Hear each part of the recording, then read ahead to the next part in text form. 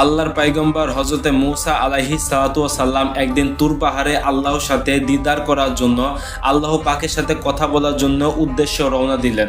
তখন মাঝখানে একটা নদী পড়ে গেল। তখন আল্লাহর পয়গম্বর জলিলুল কদির হযরতে মূসা আলাইহিস সালাতু ওয়াস সালাম ওই নদীর পাশে বসে উজু করে একটু পানি পান করেন, পরিষ্কার পরিচ্ছন্নতা অর্জন করে আল্লাহর দিদারের আশায় তুর পাহাড়ে উঠলেন। ওঠার পথে তিনি দেখলেন যে একজন ঘোড়া চালক নদীর কাছে এসে ওই নদীর পানি পান করছে। এরপরে তার ঘোড়াকেও সেই নদীর পানি পান করিয়ে সে ঘোড়ার পিঠে কোলে সে ঘোড়া চালক চলে গেল।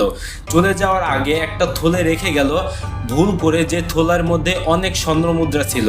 কিছুক্ষণের মধ্যে একটা রাখাল ছেলে ওইটার সামনে আসলো। আসার পরে পানি পান করে দেখলো একটা বস্তা পড়ে আছে। তখন ওই রাখাল ছেলে বস্তাটা খুলে দেখে অনেক স্বর্ণ মুদ্রা রয়েছে, অনেক ধন সম্পদ রয়েছে। তখন ওই যুবকটা ওই স্বর্ণ মুদ্রা ব্যাগটা নিয়ে সরাসরি বাড়িতে চলে গেল, রওনা দিল, ওখান থেকে চলে গেল। আর কিছুক্ষণ পরে একটা বৃদ্ধ লোক ওই জায়গার মধ্যে গেল, যাওয়ার পরে পানি পান করে সেখানে একটু রেস্ট করলো, বিশ্রাম করলো, যেহেতু সে বৃদ্ধ এমনকি অনেক ক্লান্ত।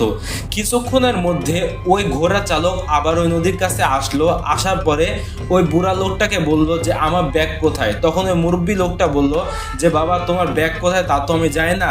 তখন ওই ঘোড়া চালক বলল যে আমার ব্যাগের মধ্যে অনেক স্বর্ণ মুদ্রা ছিল, আপনি আমার স্বর্ণ মুদ্রা চুরি করেছেন, আমার স্বর্ণ মুদ্রা ফেরত দিন।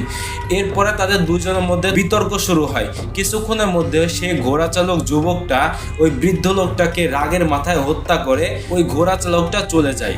এই জিনিসটা দেখে হযরতে মূসা আলাইহিস সালাতু ওয়াস সালাম আল্লাহকে বললেন, হে আল্লাহ, এটা তোমার কেমন বিচার? দোষ করলো একজন এবং শাস্তি পেল আরেকজন। তখন আল্লাহর পয়গম্বর হযরতে মূসা আলাইহিস সালাতু ওয়াস সালামকে আবার আল্লাহ রাব্বুল আলামিন বললেন, হে মূসা, তাহলে তুমি শোনো, ওই ঘোড়া চালকের কাছে যে ব্যাগটা ছিল আসলে ওই ধন সম্পত্তির ব্যাগ ওই লোকের না, ওই ধন সম্পত্তির আসল মালিক হলো সেই রাখালটা। তাই আমি ওই রাখালকে তার ধন সম্পত্তি আবার ফিরিয়ে দিলাম। এবং যে বৃদ্ধ লোকটাকে ওই ঘোড়া চালক হত্যা করলো, ছোটবেলায় ওই বৃদ্ধ লোক ওই ঘোড়া চালকের বাবাকে হত্যা করেছিল। তাই আজকে ওই ঘোড়া চালক লোকটা বৃদ্ধ লোককে হত্যা করে তার প্রতিশোধ নিল। তখন আল্লাহ পাক হযরতে মূসা আলাইহিস সালাতু ওয়াস সালামকে বলেন, হে মূসা, এই দুনিয়ার মধ্যে যে যেমন করবে সে তেমন ফল পাবে। আমি আল্লাহ রাব্বুল আলামিন দুনিয়া এবং আখিরাত দুই কালে তাদেরকে সম পরিমাপ কাজ দেব। যে ব্যক্তি অন্যায় করবে, যে ব্যক্তি পাপ কাজ করবে, দুনিয়ার মধ্যে সেই শাস্তি পাবে, এমনকি আখিরাতেও পাবে। এমনকি যে নেককার ইমানদার তারা দুনিয়াতেও লাভবান হবে, এমনকি হাসরের ময়দানেও লাভবান হবে। নিশ্চয়ই তোমার প্রভু অত্যন্ত দয়াশীল এমনকি সঠিক বিচারকারী। অতএব প্রিয় দর্শক শ্রোতা, এই ঘটনা দ্বারা আমাদের শিক্ষা নেওয়া উচিত যে আমরা কখনো আর অন্যায় কোনো কাজ করব না।